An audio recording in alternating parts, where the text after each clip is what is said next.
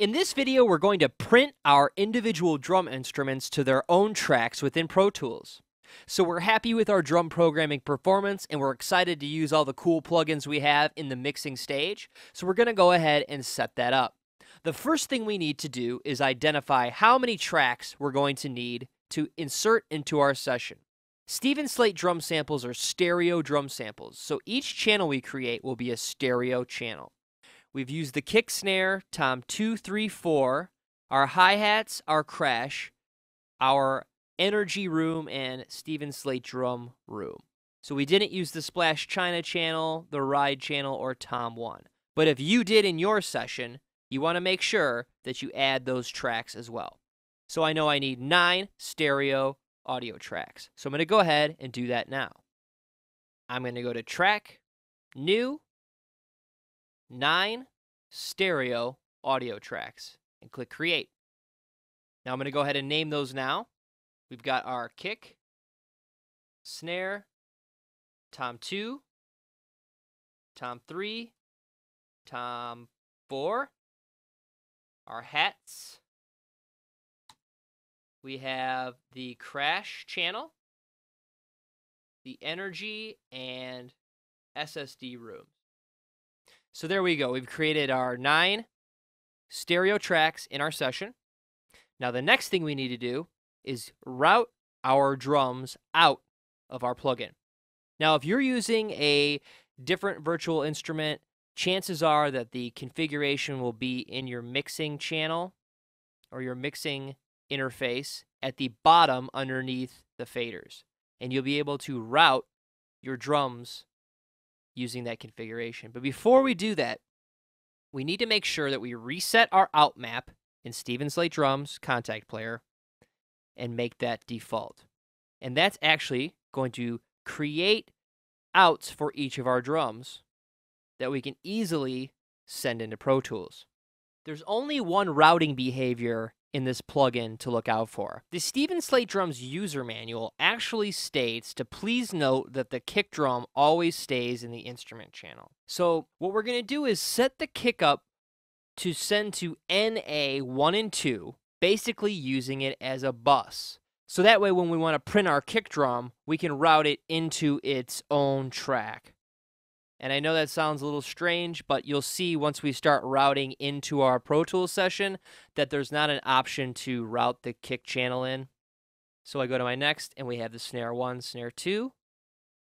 And as you can see, each channel has its own physical out, both 1 and 2, because they're stereo outs. So we're good to go. And we've got a nice even level here, because when we send our drums out, we don't want anything to be too loud and end up clipping in our tracks. So now we'll need to create the proper path for our input, contact drums. And as you can see, we don't have the kick drum here, but we've routed it to NA, and we can go down to snare, tom 2, tom 3, tom 4, the hats, crash,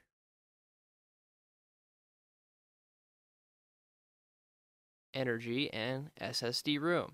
Now there are several different ways you can do this as far as routing the instruments out of the plugin and into Pro Tools. This is actually the fastest and most effective way that I've found to do in my sessions. So that's why I'm sharing it with you.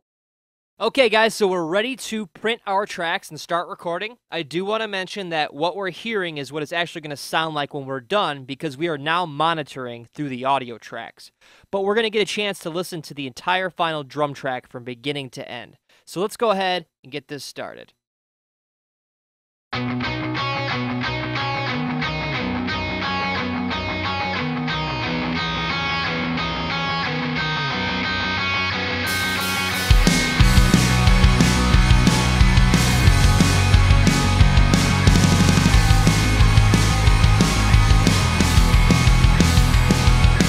Rock rolls beside and all is gone. I still can't hear your voice.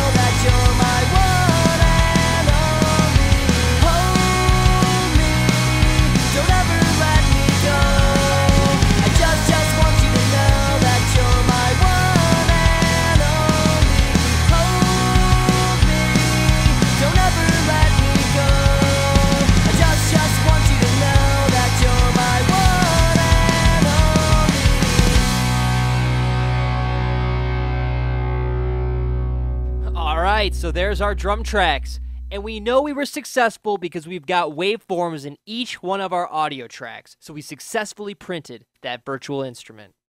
To review this session, we've taken our virtual drum instruments, routed them to their own audio channels within ProTools, and now we can mix and post-process these tracks as much as we desire within our session.